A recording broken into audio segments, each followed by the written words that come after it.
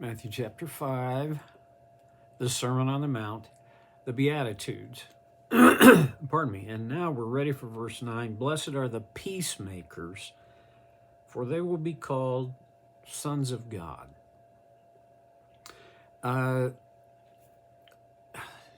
Peace, in Hebrew, the best word for peace is shalom. And it's the word that Jesus would have used here. Although what we have from Matthew's writing was written in Greek, but when Jesus spoke it, he would have spoken Aramaic or Hebrew, I think more likely Hebrew. And so peace, making peace, would have been making shalom. And shalom is the American Western way of thinking about peace doesn't work with shalom. The American Western way of thinking about peace is basically the absence of conflict or the resolution of conflict, which brings peace. That's a legitimate aspect, but it is far from the fullness of the definition of shalom for the Hebrew. That one word encompassed the best that a Hebrew could want for themselves or desire for anyone else. It was prosperity. It was wisdom. It was happiness, fulfillment, enrichment. When you consider the things that make a good life, well, everything about shalom goes into that bucket. Or maybe I should say it the opposite. Everything about the good life goes in the bucket of shalom. And this ultimately is most powerful because it is by God's design.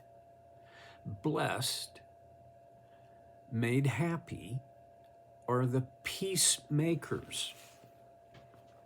Okay. Now, I'm going to wade into a little bit of a psychological approach. Today, one of the most common issues that people bring to counselors is what has been identified, and I think rightly, as codependence. There are two, at least, and probably a myriad of others, but the two primary kinds of folks that are struggling with codependency are, one, those who have been enabled into a codependent relationship where this person depends on the other person to clean up all their messes, to make their alibis, to make the apologies, and provide whatever is needed. And so the one who does that is called the enabler. To make peace, many enablers, many, I would say most enablers, will go to unbelievable lengths to do something so that everybody can be at peace, so that we're not going to be arguing or hurting one another. Here's my experience with this enabling thing is they'll take the punches in order to protect the one they're enabling. This is seen almost every time. And I'll just go with my limited experience with addiction and working with addicted people. But the addict was enabled by a family member, and what they enabled was their continued use of the drug or alcohol or behavior. And they and the one who enabled them was only trying to help. I mean, they really were. But there's a point where helping is hurting. And if you're having to deal with a member of your family who is an addict of one kind or another, I cannot give you what you need in a 15-minute video deal. You're going to need the support of somebody who knows what they're doing. This could be your pastor. If God has blessed you with a pastor who has a compassionate heart and has educated themselves and have an amount of education in terms of addiction and recovery, boy, that is a huge blessing. You'll need their support. You may need the support of a professional Christian counselor. But one of the big things that you need is to figure out, how do you not continue to enable this one that you love? And it is most loving to not enable their bad choices and their bad habits because of the outcomes of those bad choices and habits. Okay, I'll get off that high horse and just now let's talk about the peacemakers. People pleasers tend to be, or tend to attempt peacemaking more than anybody else. Can't we all just be happy? Can't we all just get along? Okay, is that peacemaking? Well, not very often. Again, now that is just a hair's breadth away from negative enabling. Okay, so what does a peacemaker do? Well, let's think of it diplomatically. Henry Kissinger was a very effective diplomat, and he helped broker peace agreements. You got to be old to know about Kissinger, but if you're not old and you want to know more, you've got it at your fingertips. But he was an amazing arbiter. Well, he wasn't really an arbiter, he was a negotiator. Peace is less often arbitrated and much more often negotiated, especially in the diplomatic world. In our human relationships, it is peace is negotiated through trusting relationships. I am not likely to, unless somehow I'm forced into it, to take seriously someone that I don't trust.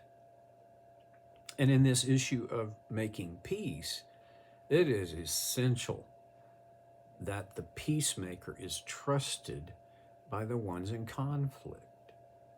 I don't know exactly who Jesus had in mind when he talked about peacemakers. I do find this a little interesting that peacemakers will be called the sons of God is a huge statement. And I also, actually in Matthew's account, later on we're going to see Jesus saying, hey, I didn't come to bring peace. He will say things, hard things, almost harsh things. I came, and there will be brothers against brothers and fathers against sons. And although the gospel is a message of peace, Jesus knew not everybody is going to accept the gospel as truth and organize their lives around that truth. Ultimately, in an eternal sense, Jesus was the quintessential, he was the ultimate peacemaker, because he made peace between God and us when he gave his life on the cross. And we can know this because of Easter Sunday, the resurrection. The resurrection is the proof that Jesus completed the task, the mission of providing a pathway to peace with God for us.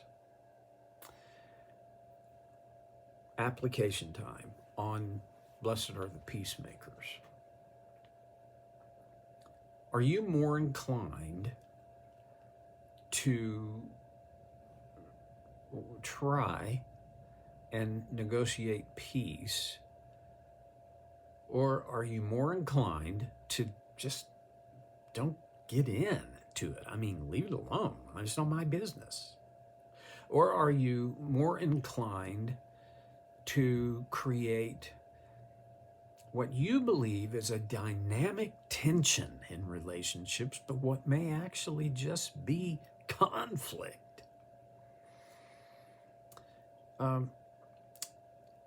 One of the things about being a peacemaker is and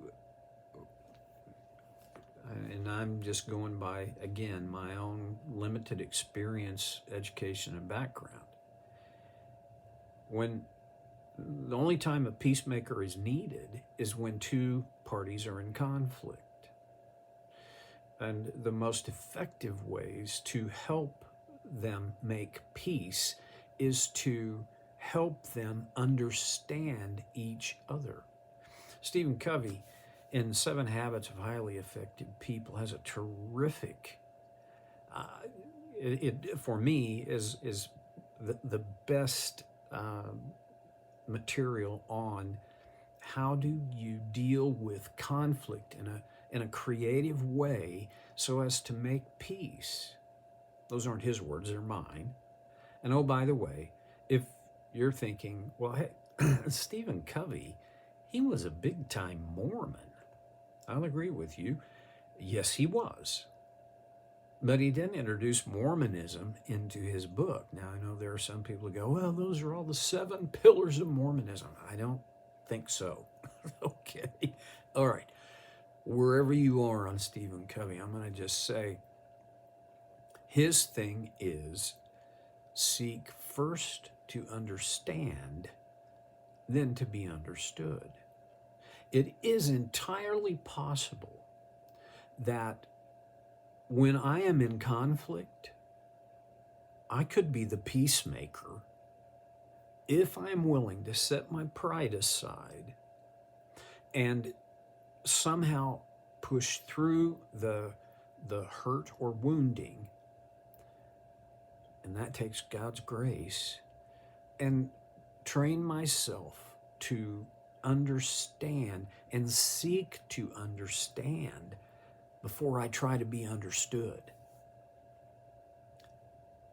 Nearly all marital conflict could be changed, could be worked through if both partners make the attempt, they seek, they endeavor, they try to understand the other before they are putting all their energy to being understood.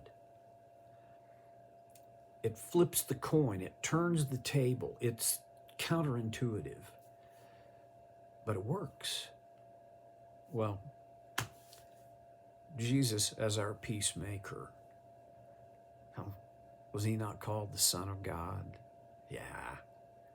I want to imitate him. I want to emulate him. I want to be a peacemaker. And I bet you do too. It's not an easy trail. It's not an easy thing to do. But it's possible by the power of the Holy Spirit. through the grace of Christ. Okay, I'm done for today. I'll see you next time on So Care with Stevie Boy.